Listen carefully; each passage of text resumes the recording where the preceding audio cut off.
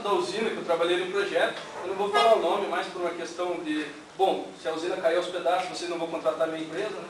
Então é essa a ideia. Bom, pode passar para o próximo slide. Aqui a gente fez uma tratativa do caso, de cada um da lista de riscos identificados ali. Então a gente pode fazer uma tratativa um pouco qualitativa, mas já partindo para o lado quantitativo, porque no caso de uma usina hidrelétrica, por exemplo, você já tem dados bastante concretos assim no mercado, você pode tomar como base as outras usinas anteriores e tal, né? E é claro, avaliar cada problema como peculiaridade daquele projeto, né? Mas você tomar como base outros projetos, assim vai, né? Tanto que aqui a gente, ali ó, multas pelo não cumprimento de prazo, potencialidade desse risco. Bom, isso daí poderia denegrir a imagem da empresa que estava sendo contratada para a construção daquela usina.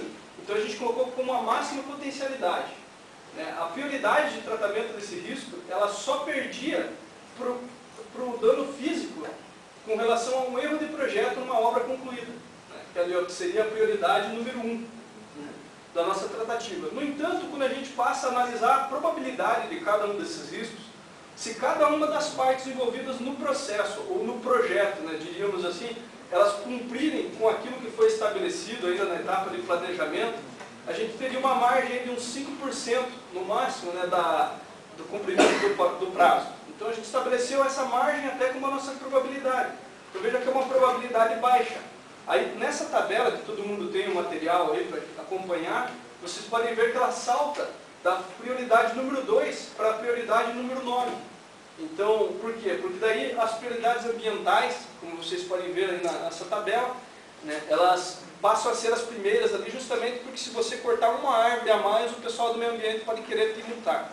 Então aí passa a ser um fator econômico relevante devido a essas multas ambientais, né, tal. Essa é a ideia, assim, até dessa planilha. Então, só para me entender, esse aqui são todas as análises estão nesse quadro. Estão nesse quadro, exatamente. Como eu disse, a gente acabou quantificando um pouquinho ali, quando você classifica por potencialidade os riscos, na verdade, se você for ver, quando você está fazendo essa classificação, você pode estar fazendo uma análise qualificativa. No entanto, aqui eu quantifiquei o quanto isso poderia impactar no meu projeto. Então eu coloquei ali, ó, de 0 a 5, quanto que isso vai impactar no meu projeto. Então daí para essa análise, esses números que você tirou, então daí você viu questões como coisas urgentes, não urgentes, coisas importantes e não importantes. Coisas que poderiam prejudicar, inclusive, a existência do projeto, como também simples riscos assim, da gente continuar lidando com aquilo tranquilamente, sabe? Entendi. Essa é a ideia. Então, daí pelo fato da empresa, né, da empresa de consultoria, até desse próprio projeto em específico, ser um projeto mais voltado a uma aplicação governamental, onde não existem muitas emoções envolvidas, onde a única questão que está envolvida ali, então, seria uma análise dos números e até para uma segurança de vocês, então, por isso que vocês acabam partindo mais para esse lado. A gente prefere, vamos dizer assim, esboçar com muito mais força os dados quantificativos, para que justamente no caso da ocorrência, é claro que a gente trabalha para que isso não ocorra, né? Mas de um desses riscos negativos se concretizar, né, então a gente tem um embasamento teórico para a gente chegar no cliente e dizer, ó, não, a gente procedeu tudo conforme o projeto, conforme a gente havia, como a nossa metodologia, né, de trabalho segue. Ah, legal. Bom, então na empresa sua, na empresa onde o senhor trabalha, então eu acredito que deve ser totalmente diferente, porque eles, até onde eu consigo entender, vocês trabalham muito com a emoção e não tanto com a razão. Se eu não, o que você poderia... Você tem razão, bom, né? Até porque, por se tratar de um videogame, né? Os consumidores eles vão atrás principalmente por causa da emoção. Então, presente de aniversário, de Natal, Ano Novo, todas essas festas consumistas que tem por aí. Então, o que impulsiona a venda desse produto nosso, então, é justamente o emocional. Então vocês devem ter feito uma coleta de dados. Só interrompendo um pouquinho ali, então tem a foto do nosso produto, né? Eu não entendo aí. Prossiga, por favor. Alex, por favor, próximo slide. would like to play espanhol com ele. Tá, então essa daí foi uma análise de risco. Tá, mas eu estou vendo que essa daí não segue aquela tabela, não tem algumas informações mais específicas. Aqui a gente está seguindo mais uma análise qualitativa, né, dos riscos. Então a gente não trabalhou muito com probabilidade. A gente mais quis ir fazer pesquisas no mercado para saber o que realmente se queria. Fazer uma análise qualitativa. Mas aí essas informações são disponíveis, assim, a gente poderia ter acesso? Não, muitas delas são confidenciais, fazem parte do nosso projeto. Ah, sim. E não podem ser divulgadas. Muito bem. Mas só para falar alguns ali. Tá, Então, a gente meio que dividiu essa análise de riscos do não entendo como internos e externos. Então, pegando o primeiro exemplo ali. Possibilidades de opções de jogos. Como eu falei anteriormente, né, por se tratar de um videogame de interação, de movimento, de dinâmica, a gente tem que ter várias opções de jogos. De esportes, de tiro. Tem que fazer a interação mesmo com o usuário. O usuário tem que se sentir dentro do jogo.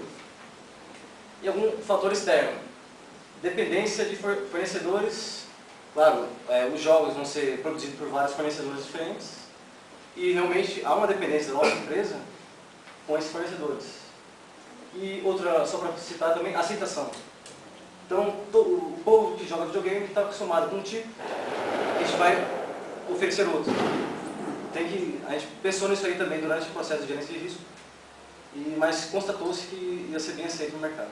Ah, legal. E então vocês utilizaram provavelmente daquela ferramenta de focus groups que você havia comentado, daí vocês levantaram de repente alguns dados, e se de repente assim você, naquela pesquisa, se você levantar alguns dados e você começar a perceber que diferentes idades ou várias pessoas estão levantando a mesma hipótese, assim, aí vocês então provavelmente tratariam com mais afinco aquela informação.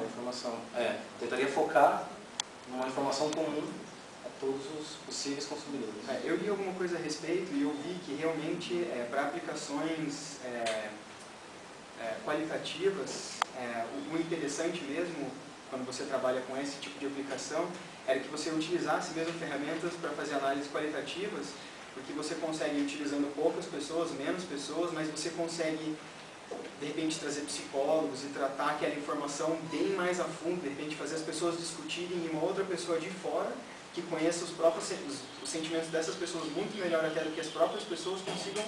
Então foi mais ou menos essa ideia que vocês utilizaram. Foi isso. Nessa pesquisa de mercado, foram contratados profissionais de várias áreas, entre elas a que você citou, da psicologia. Então foram feitos os estudos e os psicólogos nos ajudaram a saber o que os novos consumidores de videogame estavam querendo. De repente até alguém da área de eletrônica para até de repente sugerir ou para ficar atento no que eles comentarem para já conseguir visualizar alguma coisa diferente, propor alguma coisa já para o pessoal que está ali sendo avaliado. Sim. Legal. Então esses internos e externos daí seriam, quando vocês fizeram a análise do risco, vocês separaram e viram que os internos seriam os riscos envolvendo os processos que vocês... Durante a fabricação do projeto, processos mais relacionados à empresa. E os externos conta também fornecedores e o próprio consumidor. Ah, legal.